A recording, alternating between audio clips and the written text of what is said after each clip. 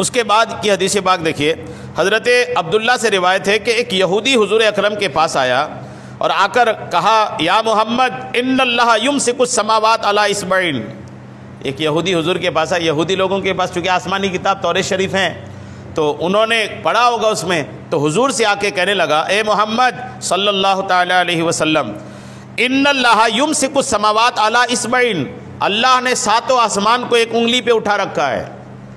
یہودی نے کہا کہ اللہ نے ساتوں آسمان کو ایک انگلی پر اٹھا رکھا ہے، والارضین علی اصبعین، اور ساتوں زمین کو ایک انگلی پر اٹھا رکھا ہے، والجبال علی اصبعین، اور تمام پہاڑوں کو ایک انگلی پر اٹھا رکھا ہے، والشجر علی اصبعین، اور تمام درختوں کو ایک انگلی پر اٹھا رکھا ہے، والخلائق علی اصبعین، اور ساری مخلوق کو ایک انگلی پر اٹھا رکھا ہے۔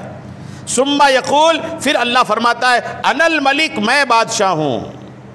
اللہ تعالیٰ کی قدرت کا اظہار دیکھیے، اللہ تعالیٰ کی قدرت کے شاہکار دیکھیے، رب کریم کی قدرت کی حیرت انگیز بات دیکھیے کہ ان تمام چیزوں کو اللہ کریم اپنی انگلی میں اٹھا رکھا ہے، اور پھر فرماتا ہے انا الملک، میں بادشاہ ہوں۔ جب حضور نے یہ سنا نا فضحک رسول اللہ حتی بدت نواجذہ، یہودی کی اس بات کو سن کر حضور مسکرائے، اور اتنا مسکرائے کہ حضور کے سامنے کے دانت نظر آئے۔ ثم قرأ، پھر حضور نے پڑھا وما قدر اللہ حق قدرہ، اللہ کی قدر ویسی نہ کی گئی جیسا اللہ کا حق ہے۔ اور فضیل بن ایاز کہتے ہیں منصور سے، ابراہیم سے، وہ عبیدہ سے، وہ عبداللہ سے، کہ رسول کریم علیہ السلام تعجب کے ساتھ مسکرائے بھی اور اس یہودی کی بات کی تصدیق بھی کیا، یعنی اس یہودی کی بات کو مانا بھی کہ ہاں ایسا ہی ہے۔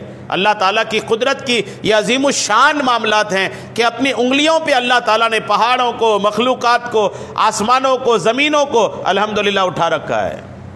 اور پھر اللہ فرماتا ہے اس شان کے ساتھ فرماتا ہے انا الملک، میں بادشاہ ہوں۔ اللہ تعالیٰ کی قدرت کے کیا کہنے ہیں، اللہ کی قدرت کے بارے میں غور کرنا چاہیے۔